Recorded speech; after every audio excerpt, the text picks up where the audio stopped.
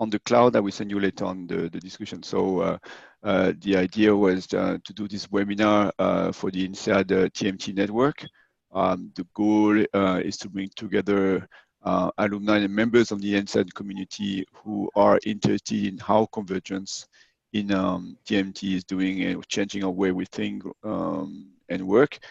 Today it's my great pleasure to discuss with an INSEAD alumnus who's well known in the Insurtech sector. So I will just start by asking. The first question is more, can you, Yashish, present yourself and share your background and your amazing bio? Sure, thank you. So I am INSEAD 2001 July program. Straight after INSEAD, I joined a Bain & Company as a strategy consultant in the London office. Worked with them for a few years, post which I was in the online travel industry with a company called eBookers. And after eBookers was sold in 2005 to Sendint, who was then the world's largest online travel agency, and or was the largest travel agency in the world. eBookers had operations across Europe. And so I thought about what to do after eBookers. And insurance seemed like a very good sector because all the products were digital, and every part of this business could have happened digitally. There was a lot of opaqueness in the market, and Confused.com, Money Supermarket in the UK were just starting to expand. So we could clearly see the opportunity there. And while I spent about 1.5 years trying to build out an operation in Europe, I realized very quickly how difficult it was to run this operation across multiple countries, and thus decided to focus on India. And 2008, we launched policybazaar in India. Initially, it was meant to be a comparison site where consumers would come and compare insurance policies and buy them. But we very quickly realized that for health insurance or life insurance, consumers were not looking for a policy at all. Nobody was searching, nobody was researching. And thus there was a need to educate the consumer on, on the need for protection against death, disease, disability. So for the last 10 years, broadly, we've been educating the consumer on the need for coverage against death, disease, disability. And that is what has really separated us from the rest of the market, in the sense, roughly 70% of our sales would be about death, disease protection. So basically health insurance, life insurance, and motor insurance is a small component of our business. But I think it also allowed us to have all these different business lines, which give us stability, because at times, insurance companies may or may not want one particular business line. And it also gets sometimes very political. So I think overall, we were early in understanding this need for the Indian market. So in India, there is no social security. So if people fall sick or if somebody dies, their family does not get support. The social security is for the very poor. For the middle class, there's no social security. There's no government hospital for the middle class. There is nothing of that sort, right? So people have to pay from their own pocket when they fall sick. So the need was quite significant. We understood the need. I think one of the things that helped us was we had 18 co-founders. So a lot of people from eBookers have been working at policybazaar. And in the first 6 months of the business, they were very instrumental in getting the business off the ground. So yeah, that's broadly the story of policybazaar and my own as well. So I read in your bio you are the top 5 Ironman in India, which probably helps you to know what it means to have a long run. But in the run of policybazaar, can you give us some key milestone about your founding history and how you managed to raise and up to Sure. 200 million? Sure, thank you. my being one of the top Ironmen in India is more about saying a lot about India rather than me. But anyway, so when we started in 2008, I reached out to some people whom I had known for a long time, which was India's largest digital business called InfoEdge. They run a jobs works website called Naukri.com, a real estate website called 99 Acres, and a matrimony website. So in India, you don't have dating websites, you have matrimony websites because people get married. It's a weird concept. Europeans need to understand that in India, you don't have boyfriend, girlfriend, you get married first and then become boyfriend, girlfriend. So, they run all these businesses. And I went and spoke with them, and they liked this whole insurance comparison business, and they funded us. The seed investment was $4 million. So they invested in us when we were just starting out, and within a few months of our start. And post that, we had 4 or 5 more rounds, wherein a lot of the marquee investors started joining us. I think one of the hallmarks of that was from month 1, we had revenues, and we had serious revenues from month 1. So, what I mean is whatever our marketing and our operating costs were, our revenues were always higher than those, which is very difficult in the internet world, because how do you always make sure your revenues are higher than your acquisition costs? But we were somehow able to do that from our first month onwards. So it's been a very tightly run business in terms of revenue, operating cost, and gross margin. So we've always been gross margin positive from day one. That helped give confidence to investors to keep getting engaged. Last year, we made our profit as a company.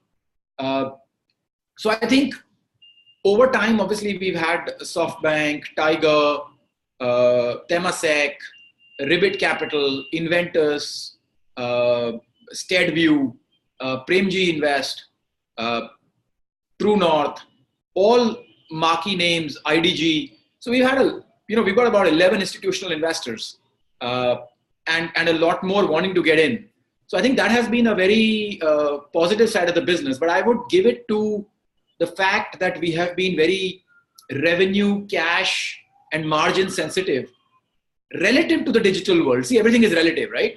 So I don't think I have been as sensitive about it as my father, who has a transportation business. But I've definitely been more sensitive about it than many of the digital businesses. And I think that has helped us now, as the volumes start growing, really become attractive to investors. Can you remind to the audience, you raised 4 million in the first round. In the last round, you raised a couple of 100 million, right? Correct? We raised $200 million at a value of about $1 billion in the last round. Which makes you, is it one of the top unicorn in India? We are one of the unicorns out there, but see, a lot of people, I don't know what people do, but a lot of times early stage companies or mid stage companies try to go for the highest valuation. With us, we were very specific. We wanted SoftBank as an investor on board. And so we were not chasing any other investor. We were only talking to one investor. And there was a lot of inbound interest that we had. A lot of people willing to pay a lot more. I would call the valuation mid-range. I'm not saying it's low valuation, but there were valuations up to about 1.5 times of what SoftBank invested at that we had. But we were very specific, including internal investors. So there were internal investors who wanted to do the round instead. And we had to really convince them not to do so, because we had to accommodate SoftBank and bring them on board. And we worked very hard at that. But yes, so I would call it, from a valuation perspective, I think we could have raised at maybe 1.5 billion also. But that was not our objective. The objective was getting SoftBank on board. Understood. And when I met with you in MoneyConf a few years ago, you said that you started at 18%, you scale up to 1,000 plus a few years ago. Can you share, how many employees you have now at policybazaar? So see, now we have three different businesses. There is policybazaar, there is paisabazaar, and there is uh, Doc Prime, which is a doctor's healthcare business. Now, when you look at each of these businesses, they have two kinds of resources. One is the core resources necessary to drive the platform, the supply relations, the entire piece. So policybazaar would have about 400-500 of those, right? Technology, platform, product, business development, etc., etc., which I would call the management layer, if you would. And then we have customer service. Customer services, we have to, in businesses like, in products like health insurance and life insurance, you need to nudge the customer, you need to advise the customer. The customer has lots of doubts, they need explanation. And even post that, you have to arrange medicals, you have to do claims, you have to, collect documents. There's a lot of process that needs to be done in this. Just to put in perspective, we do roughly 15,000 transactions a day now, right? So when you're doing 15,000 transactions a day, for a travel player, that may not be too much, but for insurance, that starts to become a significant number. When you're doing 15,000 transactions a day, we need to have about 5,000 people supporting these transactions, because each transaction takes about 90 minutes of talk time. That is the nature of the beast when you're talking about health insurance or life insurance. People are buying a product for the remaining 30 years of their life. So they really want to be sure. They want to clarify all their doubts. And what we have done, we could easily outsource this customer service and say we have 500 employees and show that we have very high revenue per employee. But we've decided to keep this entire customer service in-house because we think it is very critical because if we had outsourced it, the people would not associate as much with the brand values we have. They would be more metric driven. Whereas as we in-house this, of course, as a 5,000, people process, it does become metrics driven. But somewhere we really try hard to imbibe the values, and somewhere some of those values have stayed in that structure. So overall, all three brands put together are 8,000 employees now. Wow. Okay. Thanks. So that will be my first part, and a quick introduction. If I want to take a more helicopter view, and I would ask you if you can share with us what you think would be your global Insurtech trends in terms of user, technology, or business, to give you, your vision on what is going to happen worldwide, or especially in India in the next couple of years. I think both in India and on a global scale, insurance has historically been sold, not bought. And part of it will stay that way, and part of it will move towards bought. So let me break down the opportunity into three areas. One, I would say, is basically price comparison, price-driven, time-based transactions. So, motor insurance worldwide, people basically want to compare prices and buy the policy that they get. Now that price comparison can happen through a black box, it can happen through a website. And I think that trend will continue. But I think motor has a lot of trends going on within it, whether it is becoming more and more towards Uber side of the business. So becoming more fleet-based business, less owned, driverless cars. So a lot of technology is coming in that area. So I would leave that whole area open to a lot of innovation. Then I come to the second one, which I say digital instances. So you may be where do you interact with the digital world? You interact on WhatsApp, you interact on Google, you interact on Amazon. Now at each of these interactions, there is a possibility for you to buy a micro insurance product. Something like $1, $2 per use. These will be very tick box based products. So you're buying something else. In the process, you also buy another product. So it's like you're buying a pair of shoes, you buy insurance for those shoes. You're buying a mobile phone, you buy insurance for that mobile phone. So it's you need to basically attach with the person who's selling that particular product. A lot of the value here will be taken by the distributor. So for example, travel insurance has got very high margins. And the reason that is so is because when you're buying the flight ticket, you could buy the travel insurance. So, the person who's distributing has the ability to sell this product or not sell this product, and hence they take a very large margin in that. But that's the second part of insurance. There will be a third, which I call long-term products like health insurance and life insurance. These are not $1 transactions. These are $100, $200 plus transactions. They are involved, they are emotional, they are long-term in nature. I think these will tend to be more research-based. So people will research a bit before purchasing these products. I think we are focused on the third bit.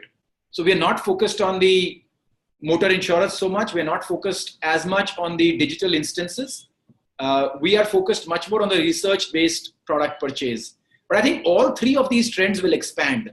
And as these trends expand, the role for push-based manual sales will reduce, because all of these are able to collect more data and be more profitable for the insurance industry and for the consumer in the medium to long run. Okay, understood. Let's go a little bit more on what you do, on the third part. I mean, policybazaar today, or tomorrow, how will you change distribution, offline to online? How you think you will simplify product literature in all the product lines you are selling? Okay.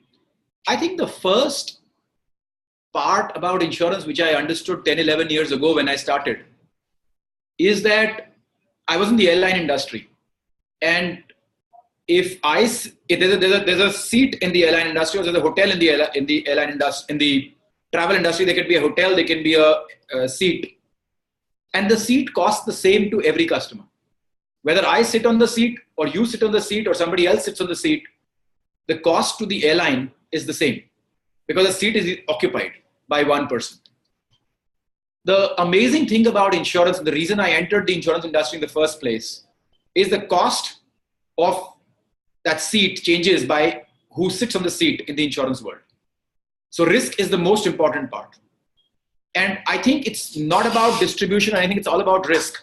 And it's about understanding that risk. Now, large access to distribution allows you to have a lot of data of consumers, basis which you can price this risk better.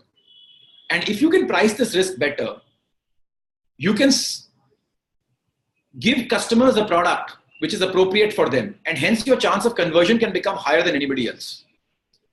If I have complicated this, let me simplify it. I will give you an example of 2005 or 6 when I bought my first car. I think it was 2004 in the UK. I was a person who had an Indian driving license for 15 years. I had no claims in the last 15 years. I had been driving for 15 years. But I had gone to the UK, and I was a new license holder in the UK. And I had bought a 2000cc car. And new license holder, 2000cc car, I was seen as a high risk. And everybody was pricing me at £1,000, roughly. One company, which was Aviva, suddenly gave me a price of £400. They asked me 2 additional questions. Do you have any other license? Three questions. Besides your UK license? I said yes. Which country? India. How many years have you held it for? So many years. How many years of no claims do you have in India? I had 15 years of no claims in India. They did not ask for any proof. They did not ask for anything. But basis this information, they gave me a very different quotation from what the rest of the market was giving me. It made them incomparable with the rest of the market. That is what I'm talking about. But because they were able to identify me as a special case within that high risk segment of new license holders, or they were able to identify me as a special case, or someone they can identify as a special case in a low risk segment. Both those situations, so data becomes very powerful, right? And that's what we as policybazaar have been doing for the last 10 years. We have 2 million minutes of talk time. In the health insurance world, people talk about the diseases they are likely to have. Because they know, because their family has had those, or somebody close has had those. Somewhere it's part of their makeup. 1/3 of people in India have diabetes or hypertension. I fortunately am not part of the 1/3. So even though I'm the largest seller of health insurance in this country, I still don't know the difference between type 1 and type 2 diabetes because I'm not a doctor and I don't have that disease. So why would I know, right? As an individual, why would I know? So as an individual, the moment somebody says, do you, insulin, type 1 diabetes, type 2 diabetes, that means they have that disease, whether they declare it or not, right? And so that is the kind of information that we are picking up, which obviously leads to better classification of risk and thus a much lower claims ratio in the rest of the market. Because of which we are able to convince insurance companies to create fantastic products because we are classifying risk much better, which are not available in the rest of the market. And that is how we are differentiating ourselves from the rest of the market, by creating unique products which the offline market cannot create. So I think digital is superior to offline in its ability to capture data. And because of that, create products which cannot be afforded in the offline world because the offline is refusing to collect that data. And I think that is exactly how digital is going to disrupt in the risk-based products that I'm talking about, research-based, risk-based products. In the affinity product market, it will just be a tick box. Whoever can tick box it the most seamlessly, and where you can almost make sure the customer doesn't even understand he's bought it. Because if he doesn't understand he's bought it, he's not even going to claim. So that's the best way of selling a product, is where the person doesn't even realize he's bought it, right? So with every mobile phone, if you can just say auto insured, but the customer doesn't even. So I think complex industry, but I think that is the nature of the beast. And motor insurance will be about lower price for a very, very long time to come. People are just interested in who can give me the lowest price. Okay, well, thank you for the insights. I mean, we're done with the question. I mean, I have one more thing to conclude. Is like, can you provide some advice to entrepreneurs in the Insurtech world, because you started 10 years ago, but our fund, for example, search for investors, just for startups worldwide, and probably we have looked at 5,000 companies, out of which 80% are, in early stages. So for the guys starting now their business, like where you are back in 2008, what would be your advice for them, INSEAD or not? I think people should develop a very, very deep insight about their market. My suggestion would be, do not do a startup just because you want to do a startup. Don't do it from a lifestyle perspective that, look, I don't want to have a boss. I want to do my own thing. So I'll just do something. My request is, don't do that, because most of the time what will happen is you will end up wasting a few years of your life. You will waste somebody's money, and actually there won't be much done. Try to understand a problem deeply and try to understand what you are doing to add value there. And I think if you're able to spend more time on that rather than just getting on with the startup, getting on with the next thing to do. So just to put in perspective, between eBookers and policybazaar, there was a gap of almost 3 years, 2005 to 2008, in which time I was basically, if you would, understanding the problem very deeply. I would say, once you know there's a deep problem, do not be so concerned about the money. The money does appear when you identify a deep problem. A third advice I would give is, try looking at some of the developing markets. Don't get restricted by your own geography. So if you are, somebody who's in Europe and the European VC, all I'm saying is there's more cash available in India, I believe, to set up businesses than in Europe. I've seen lots of companies, I think higher quality companies in Europe, not getting funded. And many not so high quality companies in India getting funded. So funding is very easy here. So I would encourage you to look at markets outside your home country, and India specifically one, because India is quite open. Many countries, they are quite closed in the sense, restrictive in terms of only the country's nationals will do business, etc. But India is one large market which is quite open, and one where, so I know that's a difficult advice for somebody to kind of move from London and come to India to set up a business, but it's not a bad piece of advice. I think there's a lot of very interesting stuff happening obviously that is not for me to say. People can understand there's a lot more interesting stuff happening than was happening 8-10 years ago, because the world has moved on in terms of how we look at data, how we look at opportunities. But those three pieces, I would say: understand a problem deeply. Do not worry so much about the money aspect, as long as you understand exactly what you want to solve, how large the market is, and what you're going to do to solve it. And maybe look at a developing market like India. Okay. Thank you very much for your time, Yashish. Thank you very much. Thank you so much. All right, Min. Nice speaking with you. I got a couple of quotes.